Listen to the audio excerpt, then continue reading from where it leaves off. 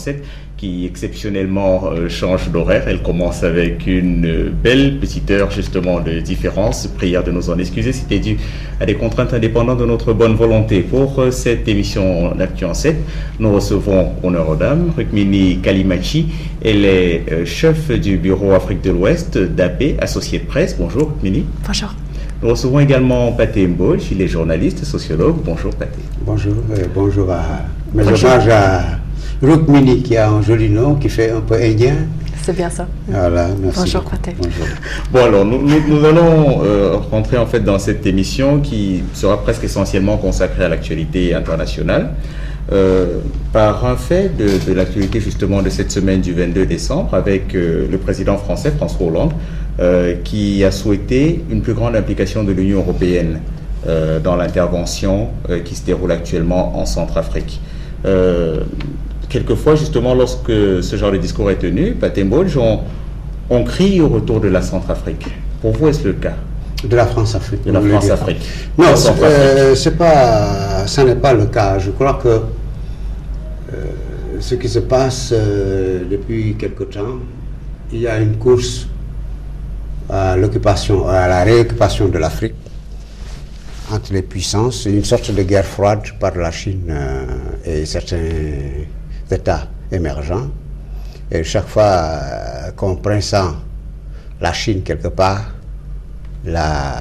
l'Occident de manière générale cherche l'État le mieux placé pour lui demander de se poser en protecteur. Ça s'est fait au Mali, parce qu'au Mali aussi on a parlé de trésors du Sahara que la Chine voulait exploiter. Ça se fait aujourd'hui en Centrafrique, quand on parle des rivières de diamants qu'on n'a jamais vues d'ailleurs. La France, oui, parce que Giscard connaissait les rivières de diamants. Nos Sénégalais vont se faire tuer là-bas sans avoir vu la pépite, la moindre pépite, ou sans avoir assisté à un casse de Korogo où ils seraient rentrés avec les valises pleines d'argent. Il y a donc une sorte de guerre froide, nouvelle, qui à un certain moment opposait l'ours soviétique à l'aigle yankee, comme on disait, et qui aujourd'hui prend l'étoile rouge comme référence et cherche par tous les moyens à limiter son expansion en Afrique. Le problème, c'est qu'il y a de petits États qui se prêtent à ce jeu-là, parce qu'au fond, tout le monde savait que la France voulait liquider Bozizé. Depuis un an, en juillet, en tout cas de juillet 2012, alors que Macky et Condé étaient à Paris, et Bozizé lui-même avait demandé, et un homme d'affaires avait même commencé à louer des avions pour Soki, et on lui a fermé la porte de Paris. Malheureusement, on a choisi entre la peste et le choléra, on a choisi un Jotoja pour venir le lendemain lui dire, bon, parce que là aussi, Hollande n'a pas eu les idées heureuses quand il veut écourter le séjour de Jotoja à la tête de l'État, et c'est ce qui a accentué malheureusement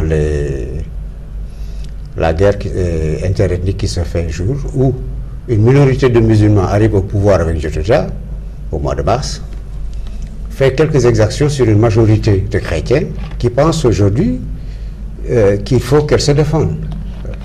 Et ces chrétiens se sont défendus à leur manière. Ça a créé cette guerre ethnique, comme ça l'était au Mali, avec la destruction d'édifices religieux. Mais avec la seule différence qu'au Mali, c'était des musulmans qui détruisaient certains édifices religieux. On va justement revenir d'ailleurs sur les points communs, les ressemblances et les dissemblances entre la situation au Mali et celle en Centrafrique. Mais en un mot, Pathé Mbodj, en Centrafrique, on est bien en face de la France-Afrique, sans faire de rime. On n'est pas... Je pense qu'il faut qu'on dépasse cette hantise d'un précaré là, que la France, coûte que coûte, maintenir. La France-Afrique, c'était bien avec Foccart, C'était bien avec De Gaulle, c'était bien avec Senghor, c'était bien avec Houphouët, c'était bien à la limite avec Eyadema. Aujourd'hui, on a eu des Thomas Sankara, malheureusement qu'on a liquidé, et je pense que de plus en plus, il va y avoir une nouvelle élite africaine consciente des possibilités de l'Afrique et qui malheureusement ne peut pas poser certains gestes. Par exemple, au Mali, c'est sûr que si les Africains font la guerre, les moyens leur font défaut. En Centrafrique, c'est la même chose. Aujourd'hui aussi, si la France fait la guerre, elle cherche des appuis en Europe qu'elle n'aura pas. Ce sont les Africains qui viendront. Mais les Américains qui disent qu'ils ne participeront pas donneront quand même sur le plan technique de facilité. Je pense que l'Europe aussi, sauf la Pologne, pour le moment, qui a dit que la Pologne, je pense qu'elle ne comprend pas, qu'elle ne connaît pas encore un peu l'Afrique. En tout cas, on retiendra donc que la décision n'est pas encore prise. Rukmini Callimachi, par rapport justement à la situation en Centrafrique, la théorie le spectre de la France-Afrique, vous estimez cela à l'ordre du jour ou pas du tout? Je ne la vois pas à travers l'optique de la France-Afrique. Je la vois plutôt à travers l'optique d'un grand problème de sécurité. Vous savez, et je ne parle pas de la France seulement, l'Occident a appris d'une façon très rude avec l'Afghanistan que les endroits qui sont sans loi, où on laisse l'insécurité s'installer, même s'ils sont très très loin de l'Occident, peuvent devenir une cause de très grands problèmes chez nous, voire Osama Bin Laden, Al-Qaïda et les attaques du 11 septembre. Donc pour reculer, la France a intervenu au Mali, premièrement parce qu'il y avait un problème d'Al-Qaïda. Al-Qaïda au Maghreb islamique, qui est une branche d'Al-Qaïda officielle, s'était installée. Ils avaient pris Tombouctou comme leur siège. Ils avaient pris la moitié de ce territoire, qui est d'ailleurs 2 fois plus grand que la France. Et ça posait un problème de sécurité pour surtout l'Europe, mais aussi peut-être pour l'Occident en général. Donc, ils ont intervenu là-bas. Et je crois que du point de vue de l'Occident, l'intervention au Mali était quelque chose où ils ont eu du succès. Donc ils ont très vite pu reprendre la grande partie du nord. Bien sûr, il y a toujours le problème de Kidal. Maintenant, la Centrafrique est entrée dans le chaos. Et je crois que la France se retrouve en face de ce territoire, un peu comme un gendarme qui est le seul qui peut agir. Et je crois qu'il se retrouve très seul. Il s'attendait peut-être que les autres États européens allaient les aider. Et on voit que l'Amérique, il y a beaucoup de blabla, on va les aider, etc. Mais c'est toujours juste l'argent et la logistique. Et maintenant, on voit la même chose avec les autres États européens. L'Union européenne a reporté sa décision. La question a été posée, mais bon, oui, rien ne sera décidé avant plusieurs mois. Exactement, exactement. Mais je crois que c'est pas un intérêt économique. De toute façon, c'est pas ce que je vois. Je vois plutôt un intérêt sécuritaire. Et l'idée que quand on laisse un très, très large endroit devenir chaotique, que ça peut devenir une base de quelque chose de très néfaste qui peut après impliquer la sécurité, avoir des conséquences pour l'Occident. Mais si justement un pays devient un espace chaotique, la question qu'on pourrait se poser, c'est comment en est-on arrivé là? Et c'est un peu le fond justement de ma question. Oui. Admettons que la Centrafrique soit un pays chaotique. Qui est-ce qui a, si l'on peut dire, fait un croche-pied? Qui est-ce qui a déstabilisé la Centrafrique d'abord? Alors ça, c'est une très large question. En fait, je repose la question sur la France-Afrique. Parce que là, peut-être, on revient à la France-Afrique avec l'histoire de cette ancienne colonie française, c'est vrai. Donc, il y a eu, l'Occident s'est beaucoup mêlé à l'avenir de ce pays. Et bon, voilà, donc de ce côté-là, je crois que je suis d'accord. On peut rejoindre l'hypothèse de la France-Afrique. Oui. Tatimboge, de votre point de vue aussi? On ne peut pas. Ce qui était valable pour le Mali et Al-Qaïda ne l'est pas pour la Centrafrique. C'est vrai. Mais c'est toujours l'idée de l'insécurité. Ce n'est pas une question d'insécurité non plus. C'est une idée de déstabilisation d'un État souverain où les gens, depuis l'empereur, arrivent par des coups d'État et où il faut abréger leur vie. Dans le cas de Bozizé, moi j'ai rencontré Bozizé au mois de septembre à Paris.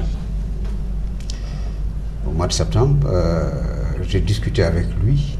Il s'attendait à ça parce que je vous ai dit tout à l'heure qu'au mois de juillet 2012, quand Macky Sall était à Paris, quand Alpha Condé était à Paris en juillet 2012, François Bozizé a demandé à François Hollande la permission de venir à Paris. Parce que nos chefs d'État n'ont pas encore la latitude de se déplacer sur la France en tant qu'homme libre. Hollande a refusé. Donc depuis 6 mois, depuis juillet 2012, on savait que les jours de Bozizé à la tête de l'État centrafricain étaient comptés. Malheureusement, ce qui s'est passé au mois de mars 2013 ne valait pas le changement.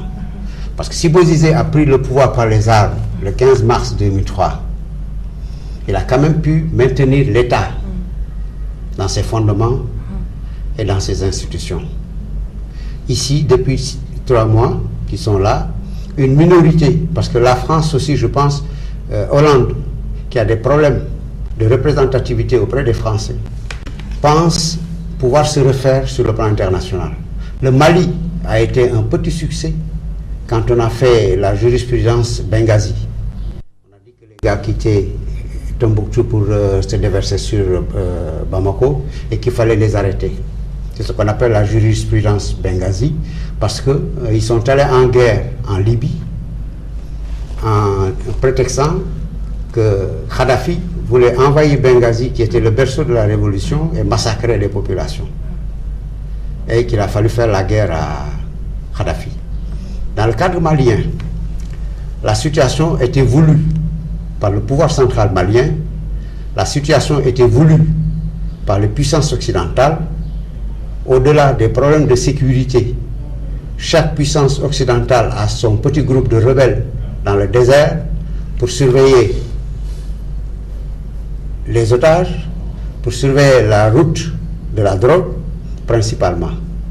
Les États-Unis payent, la France paye, l'Espagne paye, l'Allemagne paye, parce que principalement, ce sont ces gens-là qui ont des ressortissants dans cette partie et qui sont souvent pris en otage.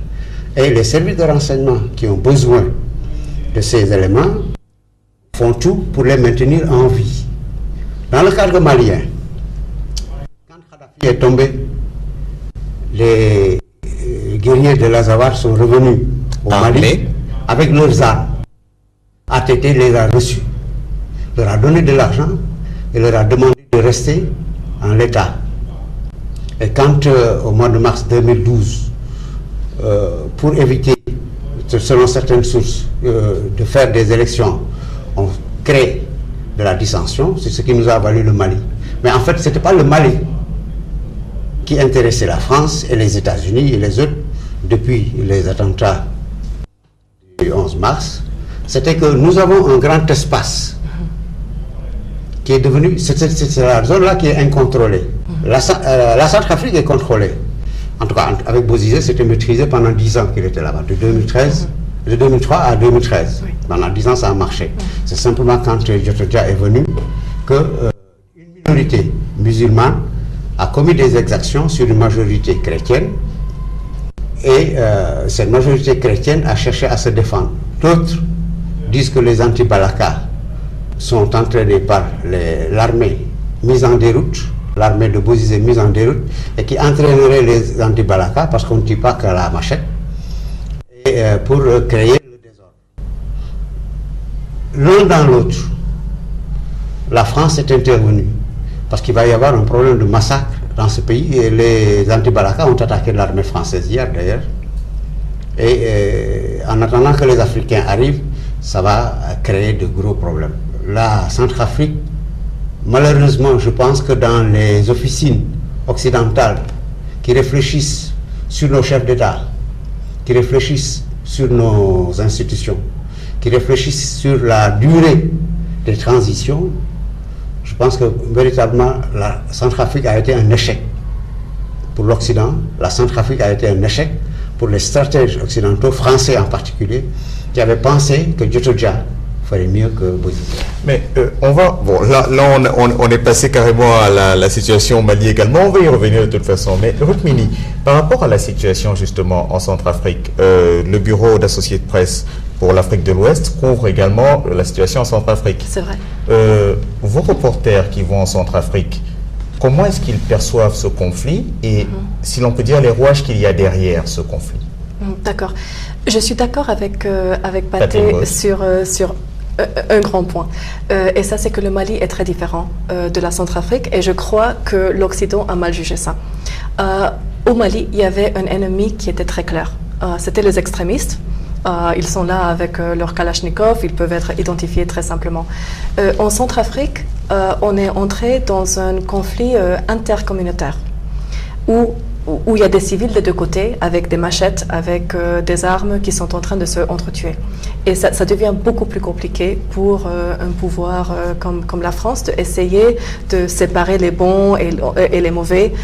Et on voit déjà que déjà dans les premiers jours, il y a déjà 2 soldats français qui sont tués. Ça nous a pris des semaines pour arriver à ce point-là au Mali.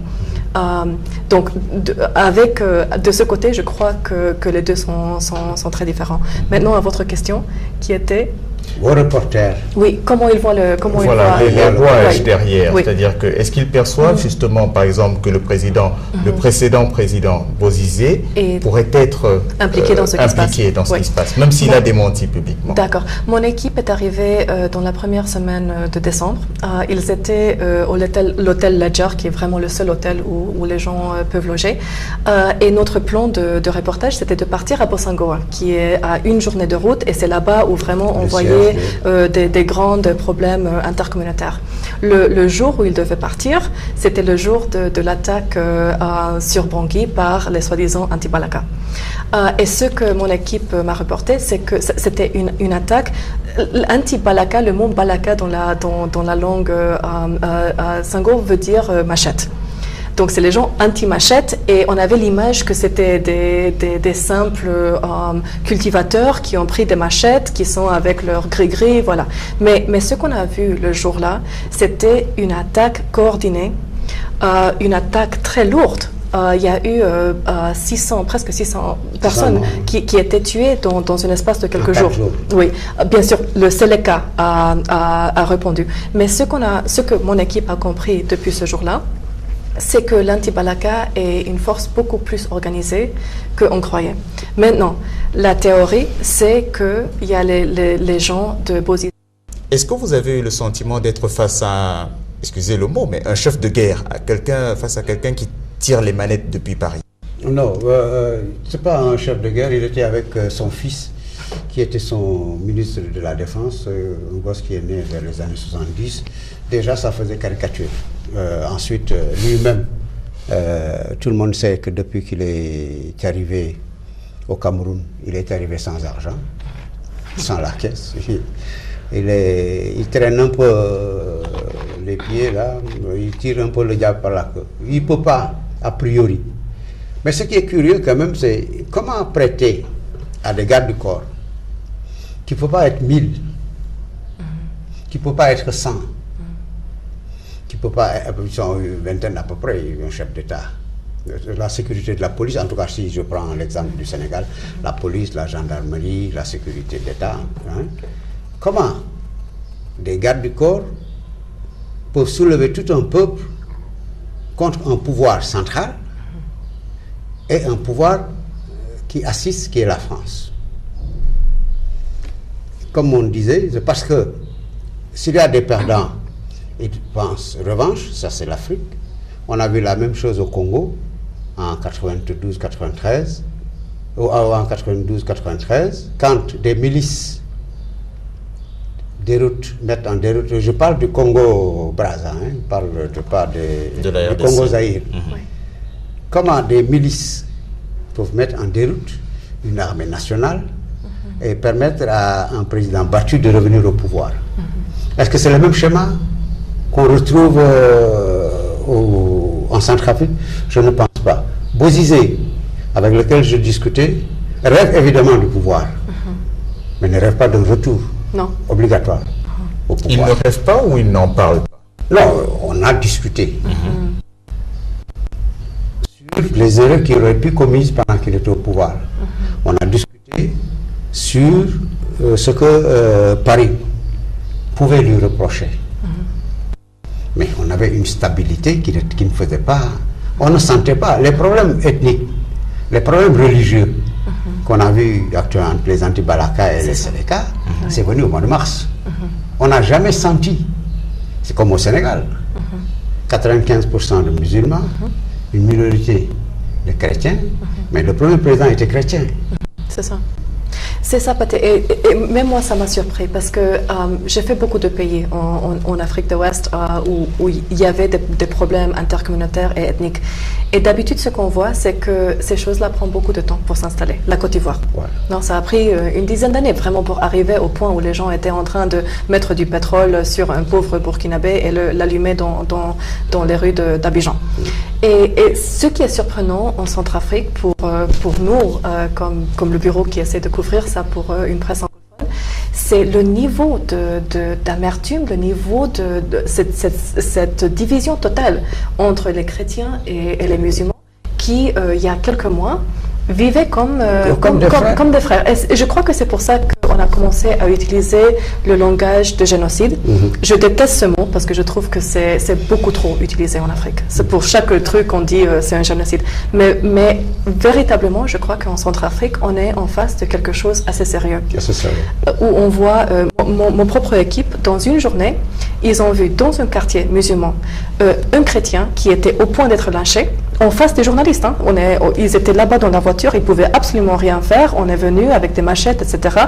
Et heureusement, il y avait un contingent français qui a pu sauver la personne. De l'autre côté, le même jour, non, même pas quelques heures plus tard, dans un quartier chrétien, un homme habillé, il était simplement habillé dans un boubou blanc avec le petit chapeau, c'était sa tenue qui disait qu'il est musulman. Oui, mes collègues ont dit que tout d'un coup, les jeunes ont commencé à crier « Seleka, Seleka, Seleka ». Ils se sont mis sur l'homme, il était avec son fils. Le pauvre, le jeune, je crois qu'il avait 15 ans, il s'est échappé en regardant son père. Il a dû abandonner son père, il avait tellement peur. Et encore une fois, on a failli tuer cet homme en face de nos yeux. Donc le fait qu'on voit ces violences, on les voit dans des différents pays, mais c'est vraiment rare de les voir au point où les gens... comme ça, 2 mois, 3 mois. 2 mois, 3 mois. Et de le faire en face des caméras internationales et en face des yeux des forces internationales, en face des Français, en face des Nations Unies, etc. Les gens n'ont aucune... voilà. Donc, pour résumer, c'est-à-dire, comment on en est arrivé là? C'est-à-dire, est-ce qu'il y a des officines derrière ou est-ce que ça correspond vraiment à un problème inhérent à la société centrafricaine? Un autre élément, c'est, on parle beaucoup de la France, mais je crois qu'on regarde un peu loin. Les Séléka, la grande partie de leurs membres parlent l'arabe. Et mon collègue Bishr El-Touni, qui est notre caméraman, il est égyptien. Okay? Il a fait tous les pays de nord d'Afrique, etc. Lui-même, il nous a dit qu'il a pu reconnaître parmi les membres du Séléka qu'il a trouvé à Bangui des Dinka du Soudan. Il le reconnaît à travers l'arabe qu'ils parlent et à travers leur morphologie. Des Tchadiens, à travers leur morphologie, à travers leur langage. Donc, aux côtés du Séléka, qui est maintenant vraiment le groupe au pouvoir, côté de Jotodia, il y a beaucoup de rumeurs, beaucoup d'idées qu'il y a des pays africains autour, le Tchad surtout et le Soudan, qui sont mêlés dedans. Surtout, je ne sais pas si c'est avec l'approbation de leur chef d'État ou si c'est d'une façon volontaire. Religieuse. Oui, c'est ça. Oui. Si Bozizé est tombé, c'est parce que le Tchad l'a laissé tomber. Bien sûr. Et la France. Bien sûr. Ouais. Parce que le Tchad assurait sa sécurité. Avant. Oui. Le Tchad est le faiseur de roi dans cette partie de l'Afrique, Oui. avec le Soudan. Les Tchadiens, principalement, qui sont l'armée la plus redoutable Oui. dans cette zone, Oui. qui a encadré Bozizé, qui l'a laissé tomber pour faire venir Djotodia. Et est-ce qu'on sait la raison? C'est là la question, justement. C'est là la question, parce Ouais. qu'il y a des Soudanais, il y a des Tchadiens. Donc, quand je dis que les officines n'ont pas bien réfléchi, c'est qu'en créant un vide institutionnel, on ramène dans la zone de l'Érythrée, de la Somalie, du Soudan, et un peu plus bas, mais tous les désesperados qui cherchent, parce que c'est une zone de conflit, Voilà. c'est une zone de guerre où il n'y a que des mercenaires, Oui. des mercenaires d'État Oui. qui sont tchadiens, des mercenaires d'État qui sont soudanais, et des mercenaires tout court, lorsque au Soudan, en Érythrée, et chez Siad Barre, en Somalie, des gens se battent. Des Sénégalais se battent aujourd'hui en Afghanistan, au nom de la foi.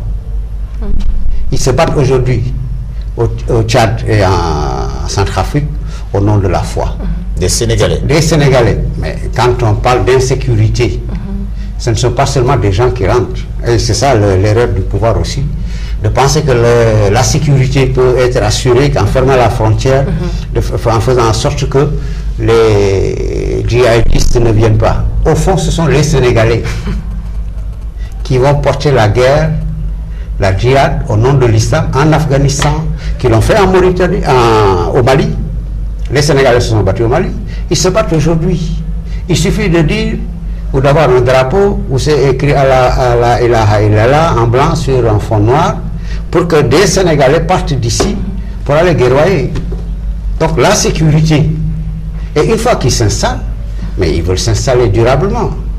S'installer durablement et se refaire très rapidement, parce qu'aussi au nom d'Allah, on dépouille, au nom d'Allah, on tue, au nom d'Allah, on viole, au nom d'Allah, on vend de la drogue. C'est ce qui se fait. Parce qu'au fond, je pense que ceux qui se sont repliés de l'Algérie, ceux qui se sont repliés de la Tunisie, ceux qui se sont repliés de la Libye, ne mangent pas que des chameaux du désert. Ils doivent manger autre chose. D'où viennent leurs provisions? Des capitales. Et qui les approvisionnent. Là, vous parliez du désert. Moi, je vous parle maintenant de la ville en Centrafrique. Tout un conglomérat d'individus s'est constitué pour, au nom de l'islam, une petite minorité faire la guerre à une grande majorité, et on se rend compte que cette grande majorité s'est réorganisée, d'autant mieux réorganisée que derrière, il y a aussi des gens qui ont perdu le pouvoir. La Côte d'Ivoire, on tue encore aujourd'hui. Oui, bien sûr.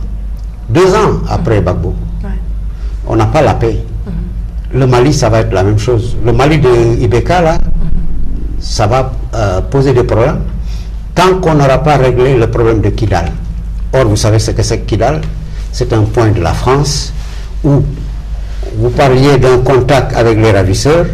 Ce n'est pas que les contacts avec les ravisseurs.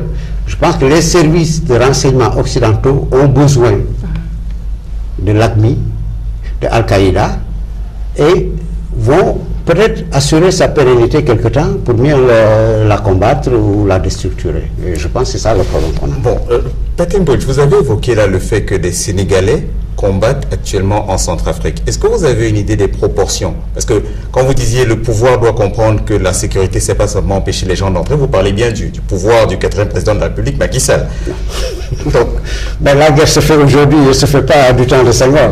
Voilà. Donc, alors, est-ce que vous avez dans une idée du volume de ces flux? Oh non, il y a beaucoup de Sénégalais. Des dizaines, des centaines, des milliers? En tout cas, non, disons pas des milliers, quelques dizaines. En tout cas, il y a des Sénégalais qui sont prêts aujourd'hui à se porter en Afghanistan. Ils se battent en Afghanistan. Il y a des Sénégalais, on le sait, qui se battent au Mali. Il y a des Sénégalais qui sont aussi dans l'entourage de tout ce qui est mouvement pseudo-religieux et qui veut imposer la religion en Afrique. Ça, on le sait depuis la révolution iranienne de 78. On a même eu des craintes pour la Gambie, toute proche, en 78. Et depuis 78, et avec le livre de Magasuba, d'ailleurs, le pouvoir des Mollahs, depuis 78, on pense, maintenant c'est arrivé à maturité. Peut-être qu'il faudra maintenant, une fois que la majorité et la maturité attendre que le sucre meure de sa belle mort. Mais il y aura toujours, tant que les gens vivront de drogue, tant que les gens vivront d'otages pour se faire de l'argent, bon, et tant qu'il y aura des espaces incontrôlés au Niger, au Mali, en Algérie, mais il y aura des gens qui se replieront pour faire... c'est comme la guerre de chez nous, en Casamance. Tant que les gens étaient cantonnés, attendez, tant que les gens étaient cantonnés, nourris, blanchis, on avait la paix. Quand on les oublie, et on les a oubliés entre 2011 et 2013, alors plus le cantonnement nord, le cantonnement sud, mais les gens doivent vivre de rapines pour manger. Il faut qu'ils vivent, les gens là. C'est ça, la Casamance. Bon, là on est complètement, du moins, on est éloigné, on est toujours dans la logique de conflit. C'est cet apport justement des combattants étrangers, vous en parliez il y a un instant. Pour prendre le cas particulier des Sénégalais, est-ce que votre équipe sur place a eu l'occasion également de pouvoir observer ce que vous prêtez Mbodj? Pas de Sénégalais, on n'a pas vu ça en Centrafrique. Mais par contre, je crois que c'est vrai au Mali, mais dans des nombres très petits. On a vu Robert Fowler, il était un diplomate des Nations Unies qui était au Niger et qui a été kidnappé par AQMI. Il a été gardé au Mali pour 4 mois, je crois. Quand il a été relâché, il a fait un livre. Et dans ce livre-là, il parle du fait qu'un de ses capteurs était sénégalais. Et bon, on trouve ça assez, nous qui connaissons le Sénégal et qui connaissons que l'islam qui est pratiqué ici est un islam très modéré, très rationnel, ça nous choque. Et ça montre que cette idéologie extrémiste peut finalement entraîner presque tout le monde. Mais je ne crois pas que c'est dans des grands nombres. Moi, je connais un seul cas, et c'était quelqu'un qui a été... c'est Robert Fowler qui l'a confirmé dans son livre. Mais quand l'Allemagne intervient en Afrique, on envoie 150. Quand la France envoie 1600 hommes, l'Union africaine 6000 hommes.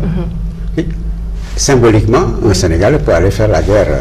Ils sont en Afghanistan, ça on le sait, les services de renseignement le disent. Ils sont au Mali, ils ont combattu à Tombouctou, aux côtés des gens, peut-être pas à Kidal, parce que le Kidal c'est compliqué, Kidal, c'est le truc de la France. Mais quelle solution donc maintenant, puisqu'on évoque cela, c'est-à-dire la solution en termes de sécurité, ce serait quoi? Un fichage tous azimuts, c'est-à-dire faire attention où est-ce que vous allez, parce que cette situation, la France l'a connue quelquefois, c'est-à-dire il y a des destinations quand vous êtes ressortissant français, lorsque vous faites 1-2 voyages dans certains pays, quand vous revenez, on vous fiche. Est-ce que c'est ça la solution dans le cas particulier du Sénégal? Je ne pense pas. Vous savez, Rémi parle d'islam modéré, mais l'islam qu'on a au Sénégal depuis 80, disons, depuis le début de la révolution iranienne. Oui, c'est vrai qu'il y a eu cette... devient un islam très dur. Oui, il y a eu cette évolution aussi. Qu'on voit d'ailleurs dans les différentes confréries qu'on a au Sénégal et dans les sous-branches de confréries, qu'on voit dans les ramadans, les fêtes religieuses, 2 Tabaski. Bon, puisqu'on ne parle pas du Sénégal, on ne parle pas du Sénégal, 2 Tabaski, 3 Korités. Oui, c'est ça. On comprend, c'est vrai qu'il y a un clivage interne et un radicalisme de l'islam, d'une certaine frange de l'islam sénégalais qui va jusqu'au djihad.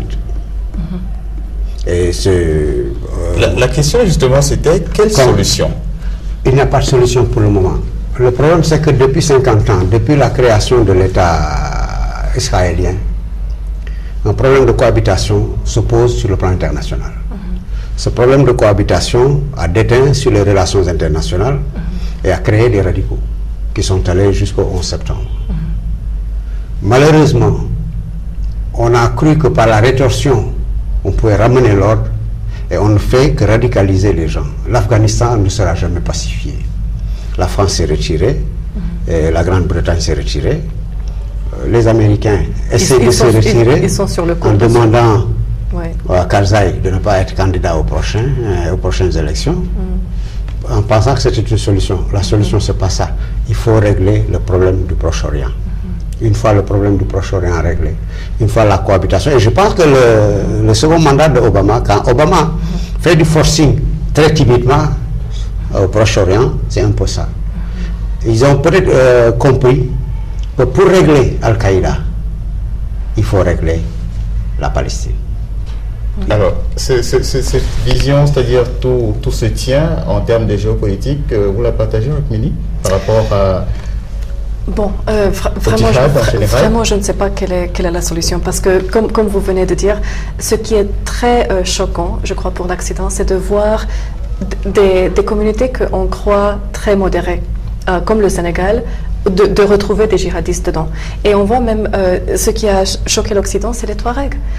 Les Touaregs, on sait que c'est une communauté qui, premièrement, ils respectent beaucoup la femme. La femme a un très grand rôle au sein de cette société. Elle n'est pas couverte. Elle travaille hors de la maison. C'est des gens qui boivent l'alcool. Et on a vu maintenant, à travers Iyad Ghali, en Sardine, qu'une partie de la communauté Touareg est devenue radicalisée. Donc, quelle est la solution? Vraiment, je ne sais pas. Vous rentrez justement dans cette question. Quelle similitude entre le conflit centrafricain et le conflit malien, Rukmini? La similitude, c'est que c'est, encore une fois, un terrain non contrôlé. Les raisons pour le conflit sont totalement différentes, les acteurs sont totalement différents, mais finalement, le résultat final peuvent amener à la même chose. Et je veux vous dire que quand j'étais à Tombouctou, 3 jours après la libération de la ville, 7 janvier, les Français, ils sont arrivés le 28, j'ai pu arriver là-bas le 30. Et j'ai fait le tour de la ville et on a trouvé beaucoup de documents de Al-Qaïda qu'ils ont laissés dans les bâtiments où ils ont habité là-bas. Et parmi les documents qu'on a trouvés, c'était une carte du Tchad. Okay? Le Tchad jusqu'alors n'a pas connu AQMI. Mais c'était une carte, et c'était pas une carte, une carte n'importe comment. C'était une carte civile, mais une carte opérationnelle. C'était une carte carrément avec chaque petit fleuve qui était mentionné, chaque petit dune de sable. Vraiment, c'était une carte militaire, pour le Tchad. Et c'était dans une maison où les citoyens de Tombouctou nous ont dit, ça c'était un endroit où nous, on ne pouvait pas approcher. On a vu Abu Zaïd ici, on a vu les gens d'AQMI ici. Donc c'est pour dire que tout ce territoire-là, j'ai pas vu la carte de la Centrafrique, mais le Tchad, c'est juste à côté.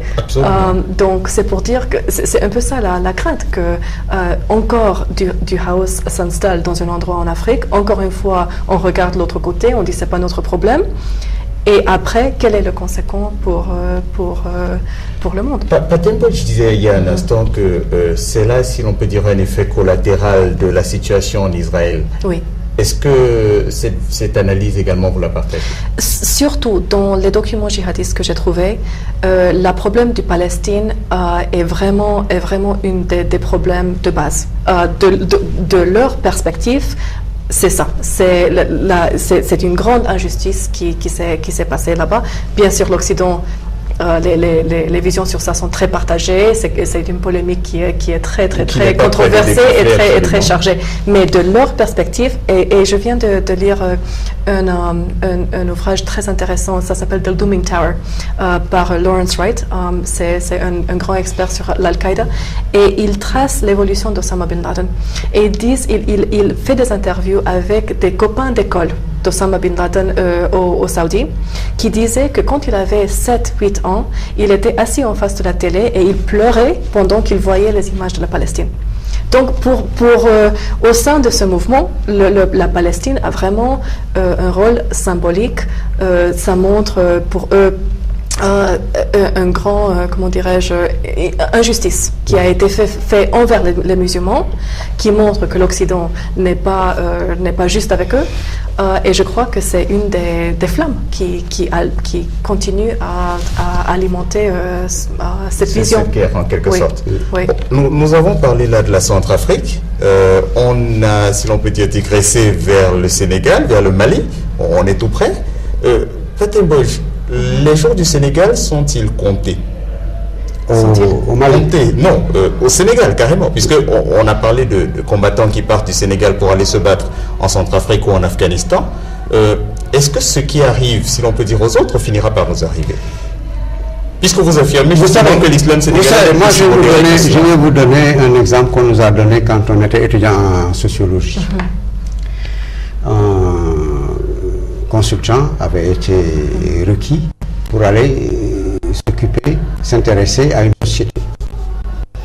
Il est revenu très enthousiaste en disant, bon, véritablement, ça va être le nirvana là-bas. Le lendemain, ils sont allés en grève. En 58. C'est qui dit ça? C'était le consultant. Okay. Le lendemain, la compagnie est allée en grève et puis elle a fini par faire faillite. En 1958, pendant le référendum, l'équation, c'était le Sénégal. Avec la grève du chemin de fer, Paris avait dit le Sénégal, il ne faut pas trop compter dessus. Parce que là-bas, c'est un peuple éveillé depuis 4 siècles, avec 4 colonisateurs, donc très intelligents. La preuve, ils peuvent aller en grève. C'était la grève des cheminots de 50. Il faudrait revoir les trucs. Par contre, la Guinée, on ne voit pas de problème. Or, c'est l'inverse. Vous savez, en 89, quand on a eu des problèmes avec la Mauritanie, c'était simplement une bête qui avait divagué dans un champ. Ah bon? Et ça a fini par presque une guerre. Oui. Heureusement que Wade n'était pas au pouvoir, parce que lui, il aurait pris l'armée et il aurait pu sauter les Sahara à Silibab. Il a dit, d'ailleurs. Il a dit, j'aurais pris l'armée. Abdou Diouf a bien manœuvré. Ce qui arrive partout peut nous arriver. Je ne voudrais pas être très pessimiste.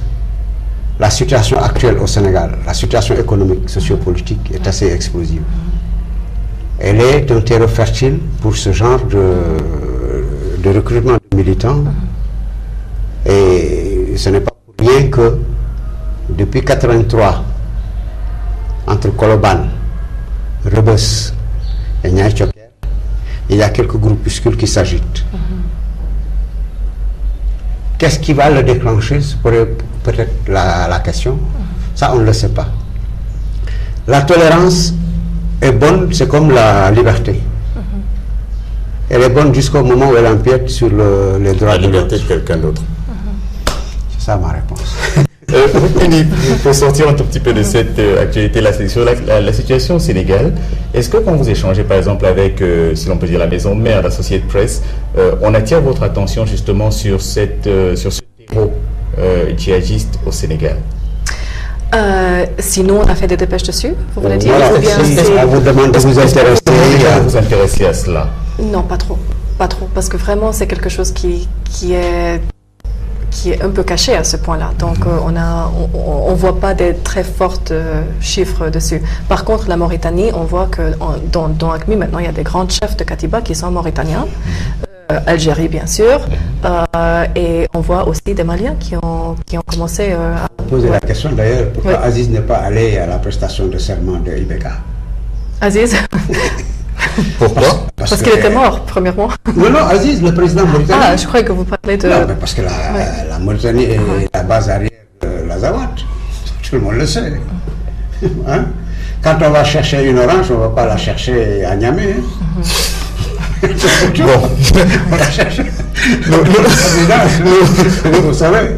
Nous allons justement progresser dans cette émission pour évoquer une autre actualité, un autre fait en tout cas qui a marqué l'actualité. C'est le départ de Nelson Mandela, inhumé le 15 décembre dans son village natal de Kounou. Quelle image, que garde-t-on de Nelson Mandela? Vous, Patembol, vous gardez quelle image de Nelson Mandela? Je pense que si Nelson Mandela avait pu régner sur un État qui s'appellerait l'humanité, à partir de 1994, je pense qu'on n'aurait pas eu les événements de septembre aux États-Unis, et je pense qu'il y aurait peut-être un peu plus de rapprochement. Parce que quand même, sortir d'une injustice après 27 ans, sortir d'une injustice en 1994, après 3 siècles de colonisation bourre, 3 siècles d'apartheid, et dire aimez-vous les uns les autres, il faut être Jésus pour le faire. Et je pense que c'est l'image qui s'imposera. Quand on vous gifle, sur une joue de tourner l'autre joue. Ouais.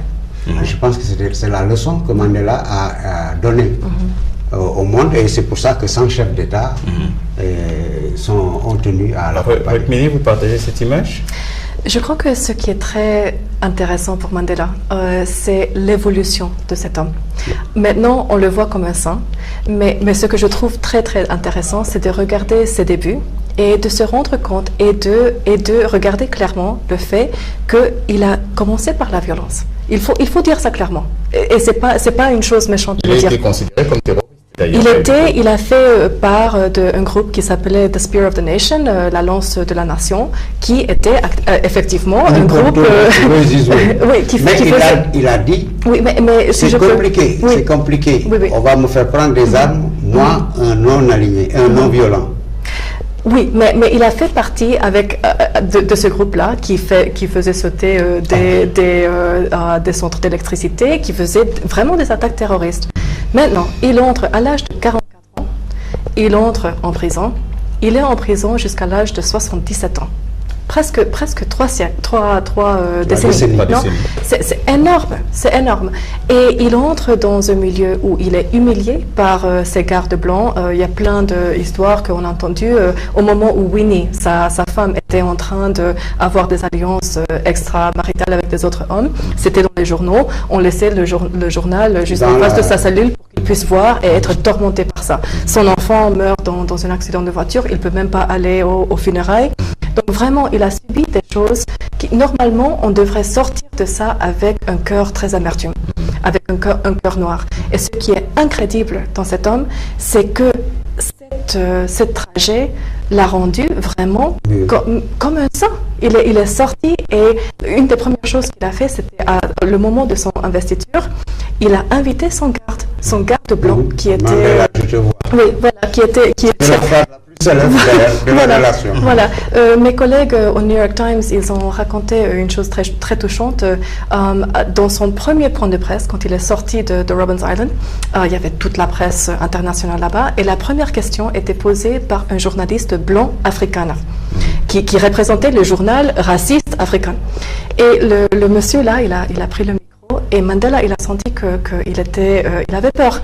Et il était pas sûr de lui. Et Mandela a tout fait pour le mettre à l'aise. Le journaliste qui représentait une presse raciste. Et c'est vraiment ça qui montre. On a vu partout dans le monde. Regardez Alpha Condé, il n'est pas sorti de son expérience de prison comme ça, non? Même moi, on peut dire qu'il n'est pas sorti comme ça, n'est-ce pas? Et c'est ça qui est incroyable dans cet homme. Et ça nous donne... Je n'aime pas trop le débat de saint autour de lui, parce que je crois que ce qui est tellement important en lui, c'est qu'il montre que nous tous, on peut partir d'un point et arriver quelque part à l'inverse. On peut devenir plus humain à travers notre souffrance. Et c'est ça qui est vraiment, vraiment touchant et incroyable. L'histoire de Nelson Mandela. Oui. Bon, nous resterons donc dessus. Bon, sur ce départ de Nelson Mandela, bon, on aurait un tout petit peu plus progressé dessus, mais bon, le temps nous fait défaut. En tout cas, merci à vous, Rukmini Kalimachi. Je prononce bien, c'est Kalimachi? Très bien. Rukmini Kalimachi. Oui. Vous êtes chef du bureau Afrique de l'Ouest associé de presse. Merci à vous d'avoir accepté notre invitation. Enchanté. Merci à vous également, Pathé Mbodj. Vous êtes journaliste. Merci d'avoir accepté notre invitation. Je vous remercie. Je voudrais juste vous féliciter d'abord pour votre second mandat à la tête de Walfadjri, parce que ce second mandat que beaucoup cherchent et qui est à la source de beaucoup de problèmes actuellement, même chez nous, vous avez pu le résoudre. Ça c'est un autre dossier que l'on fait. Je pense qu'il ne faut pas me positionner comme prétendant au siège de PDG. Il y a déjà un locataire et il est bien installé. Alors nous allons sortir sur une image, en fait une image forte de cette semaine. C'est la déclaration de Maître Abdoulaye Wade alors qu'il se trouvait en Côte d'Ivoire. Nous sortons de cette émission dessus. Cette image du troisième président de la République, Maître Abdoulaye Wade, qui parle à Abidjan. Agréable semaine à toutes et à tous, et merci d'avoir suivi les programmes de Walfadjri. Au revoir. Ce qui lui arrive, c'est d'avoir commis le délit d'être fils d'un président en Afrique. C'est un délit, vous savez. La preuve, c'est qu'il est en prison. Mais il comprend ça très bien. La politique, c'est l'injustice, c'est la force. Et ils supportent bien la prison, comme moi-même je l'ai supporté. Mais la justice sera dite un jour il sera déclaré innocent, je vous le promets, parce qu'il n'a rien fait. Il y a une campagne internationale d'accusation. Comment ça se fait? Quelqu'un qui est en prison depuis 8 mois, on ne peut pas vous dire il a fait ça.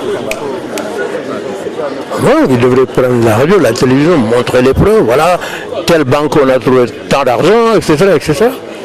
Accusé d'avoir détourné 700 milliards de francs CFA, on va au moins trouver une banque où il a mis de l'argent. La seule banque où on a trouvé de l'argent, c'est l'argent que je lui ai donné. C'est mon argent. Et je vais le récupérer. Parce que je fais un procès à Monaco pour récupérer mon argent.